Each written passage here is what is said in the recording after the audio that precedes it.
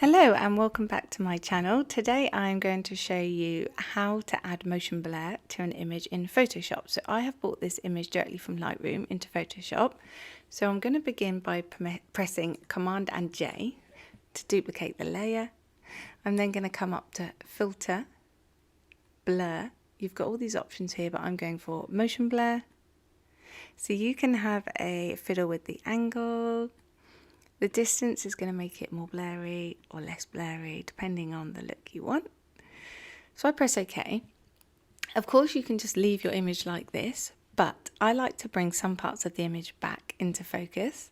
So you're going to want to come down here, press this button here. You're going to want to make sure you're on the paintbrush, and on your colours here, you're going to want black at the top and white at the bottom.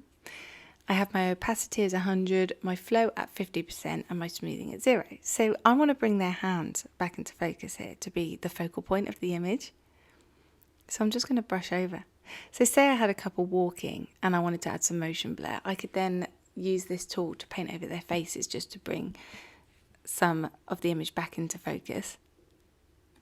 There. So then if I go File and Save, it's going to save directly back into Lightroom, which as a wedding photographer, I find such a handy tool.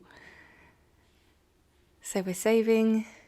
You know what Photoshop's like. It might take its time.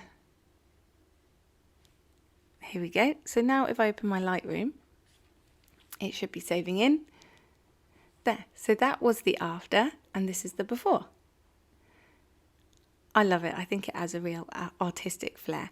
I hope this video has been helpful, and thank you again for watching.